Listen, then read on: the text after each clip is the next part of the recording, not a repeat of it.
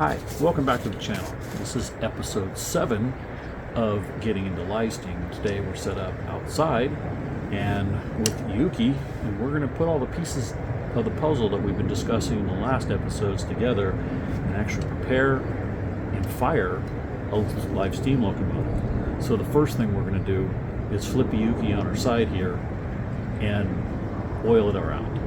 And you can see that we have water, fuel, oil, steam oil, lighter, and some other things that we're going to use to do that. So this will lube up. First, we take our regular oil, and anything that moves needs to be lubricated. And the best way to tell what all it entails is to actually take the drivers and actually give them a spin, and you'll see, okay, the crossheads being slid on the valve rod, and then underneath you see your eccentrics, you can see the valve actuator, and then where the rods hit the wheels. You can rotate those as needed to get to them. So you just put a little oil on it, a little on the valve. This engine's pretty goopy as it is. You hit the bearings on the inside and flip it over and do the same thing.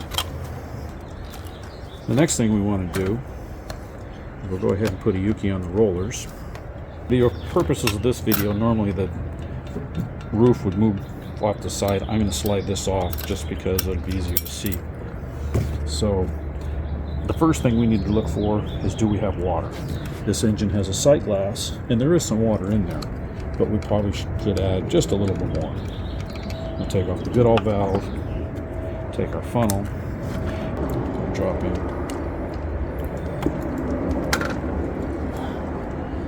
You do not want to fill up the sight glass completely. You want to have a little bit on the top of it to make sure that you have room for steam. Remember, water expands when it gets hot. And put the good old valve back in. That's probably our most important thing right there, is to make sure you have water in the boiler, because anything else is going to be bad.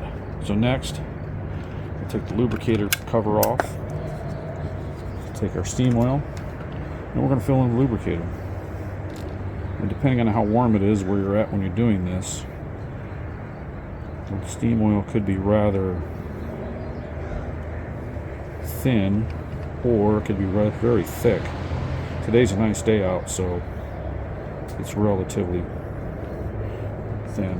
So you fill that up. Again, take your cap and put it back on.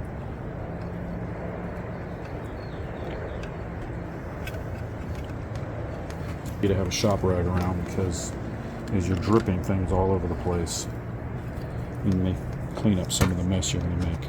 Okay, so we're done with 3 of the 4. And the last thing we're going to do is fuel. So there we use our fuel adapter. Put it on. Make sure the valve's closed. And fill it in. You'll hear it hissing. You can smell a little bit of it.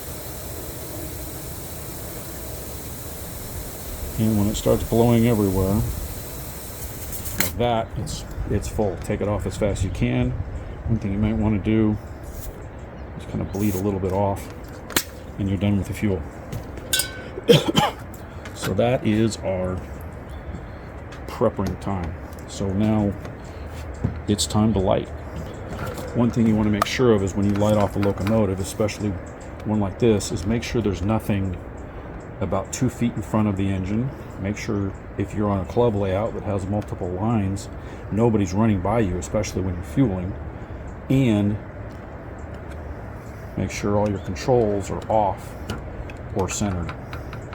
Now when you put the lids back on, the filler and the lubricator, make sure they're only on thumb tight. You don't need to get it really crank them down. You just want them finger tight.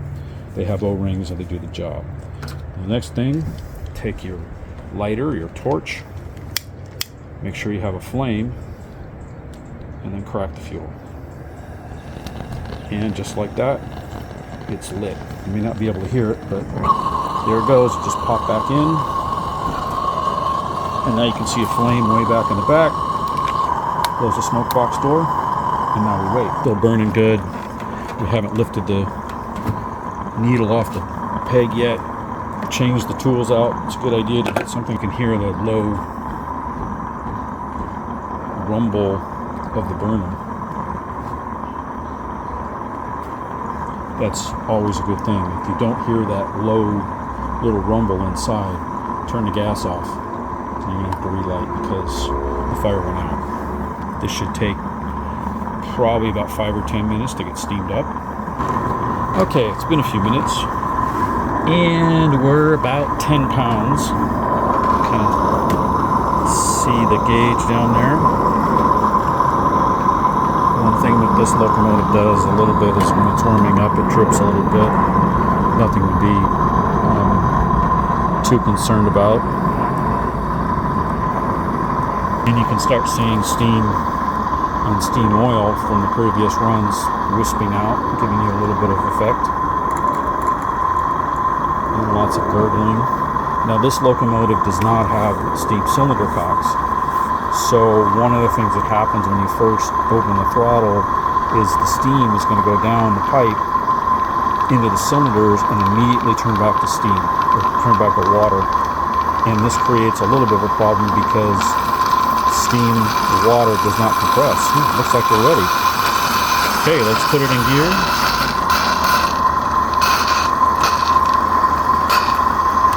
Make sure we're all the way up. The boiler's a little over full. Turn the throttle on and see what happens.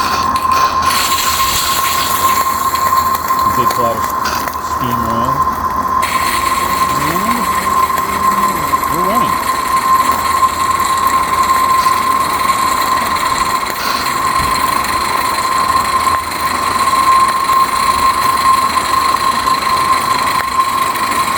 The nice thing about these small Ruby type locomotives is they only really take about 20 pounds to really run.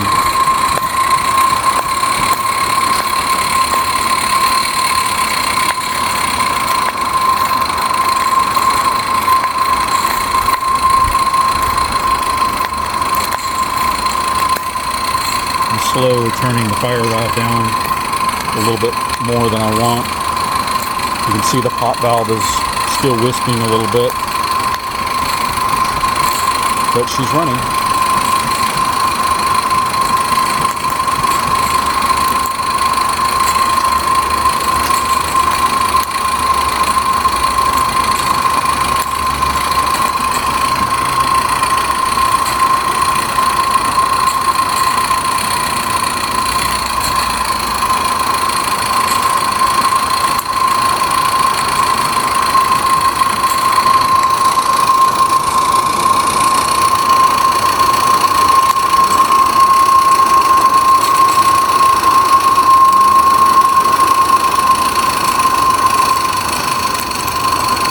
These poker burners tend to really howl a little bit and you're trying to constantly turn down the gas a little bit so it doesn't create quite as much noise. And an airplane flying over. But you can see it's a nice stable. It's warmed up a little bit, so I can probably sneak the throttle down a little bit and have it crawl. Usually when they first fire up and they're cold, you don't have as much throttle control. It's either very high or off. And then once they stabilize and get warm, you can have a little bit more throttle adjustment and more speed control without turning too much.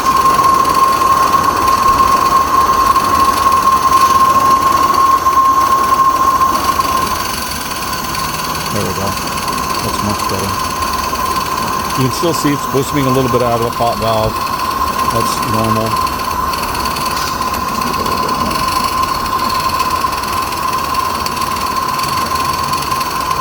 Now, one thing I want to demonstrate that we talked about in some of the early videos is the Goodall valve. And you can see the Goodall valve here on top of the boiler. And the hose, obviously I don't have a tip, and it's a squirt bottle. So you turn off the throttle so it's not running. This is going to get a little bit more. Fill it. Make sure I have water, and then jam it down in the Goodall valve and start puffing. Make sure you keep a nice firm grip on the end of the hose, or else you're going to get a shower. Ask me how I know. Okay, I'll give it a little bit more. Let's turn it back on. What I mean about the throttle.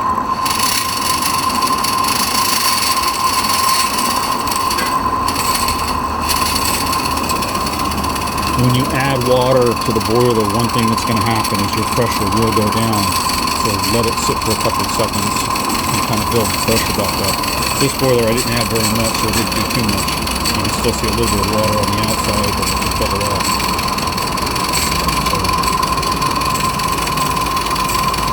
It's nice to have the rollers and a short piece of rail, that way you don't have to go chase it. If you're doing test runs, I highly recommend getting the rollers.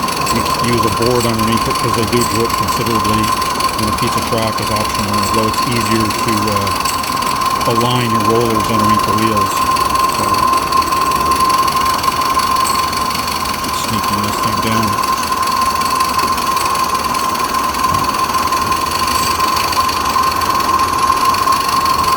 So now you just, if you're at a track and be pulling a train, you pull probably about 5 or 6 normal, shall we say, Bachman size, big hauler cars. She pulls quite a bit. Weighs about 8 pounds. She's a good runner. Like I said, it's basically a Ruby, but she does have the sight glass and then some gingerbread. The rear bunker and the tank don't do anything except look nice. And then the driver is a little better and bigger than the Ruby. So anyway, now if we getting towards the end of the run, all you really have to do is just reach over, turn off the gas, and the pressure will slowly die down. And then once you shut the throttle off, center your Johnson bar, and that's it. And now you just let her cool. One thing that I do at the end of the runs is I will open the smoke box door, and I have pliers because remember, everything on here is hot. So open the smoke box, make sure everything's off and centered, and that's it. Thanks for watching. Please like and subscribe, and we'll see you in the next video. Bye.